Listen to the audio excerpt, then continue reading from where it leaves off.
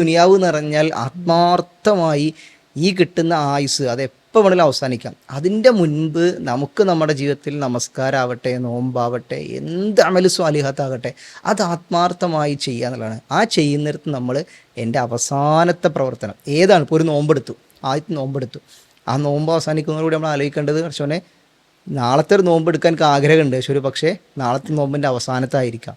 അങ്ങനെ 30 നോമ്പും അള്ളാഹ് ആയുസ് നീട്ടി തരികയാണെങ്കിൽ 30 നോമ്പും അങ്ങനെ അവസാനത്തെ നോമ്പാണ് എന്ന ചിന്തയോടുകൂടി പല ആളുകളും പ്രതീക്ഷിക്കുകയാണ്. എനിക്ക് ഇനി ആയുസുണ്ട്, ഇനി സമയമുണ്ട്, ഇനി ആയുസുണ്ട് എന്നിങ്ങനെ ആലോചിച്ചിരിക്കുന്നിടത്താണ് അതാണ് ഏറ്റവും വലിയ പ്രശ്നം. നമ്മൾ നമ്മളെ ചുറ്റും നോക്കിയാൽ തന്നെ നമുക്ക് മനസ്സിലാവും. പിന്നെ 8ഉം 10ഉം ഒക്കെ കൊല്ലം വർഷക്കാലം നമ്മൾ അസുഖമായിട്ട് കിടക്കുന്ന കുറേ ആൾക്കാരുണ്ടാവും, മരണത്തെങ്ങനെ മുന്നിൽ കണ്ടിട്ട്.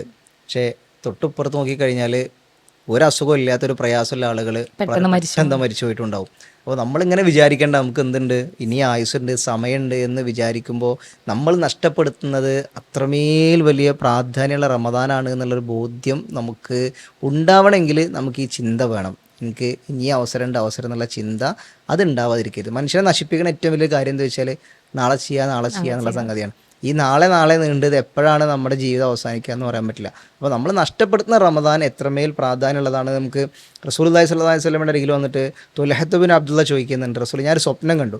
സ്വപ്നം 2 പേർ അവർ ഇസ്ലാം സ്വീകരിച്ചവരാണ്. അതിലൊരാൾ ഷഹീദായി, യുദ്ധത്തിൽ ഷഹീദായി മരണപ്പെടുകയാണ്. മറ്റൊരാൾ അടുത്ത കൊല്ലാണ് മരണപ്പെട്ടത്. പക്ഷെ ഞാൻ കണ്ട സ്വപ്നത്തിൽ ഷഹീദിനാണ് ഏറ്റവും കൂലി എന്നാണ് മനസ്സിലാക്കുന്നത്. പക്ഷേ സ്വർഗത്തിൽ പ്രവേശിച്ചത് ആ 2ാമത്തെ കൊല്ലം മരിച്ച ആളാണ്, ഷഹീദായ ആളല്ല, മറ്റേ ആളാണ്. അതിനെന്താ കാരണം എന്ന് വെച്ചപ്പോൾ റസൂലുള്ളാഹി പറഞ്ഞ ഒറ്റ മറുപടിയുള്ളൂ, അയാൾക്കൊരു റമദാനും കൂടെ കൂടുതൽ കിട്ടി എന്നുള്ളതാണ്.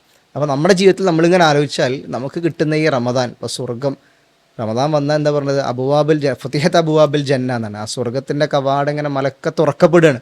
ആ സ്വർഗത്തിലേക്ക് എത്താനുള്ള ഏറ്റവും വലിയ ഒരു പ്രധാനപ്പെട്ട ആരാധനകർമ്മം നിർവഹിക്കാവുന്ന മാസമാണ് റമദാൻ. അപ്പോൾ നമ്മൾ ഇനി അവസരമുണ്ട്, ആയുസ്സുണ്ട് എന്ന് നീട്ടി പോയി കഴിഞ്ഞാൽ നഷ്ടപ്പെടുന്നത് നമുക്ക് എപ്പോഴാണ് മനസ്സിലാവുക, മരിച്ച് പരലോകത്തേക്ക് എത്തുമ്പോഴാണ് നമുക്കത് മനസ്സിലാവുക.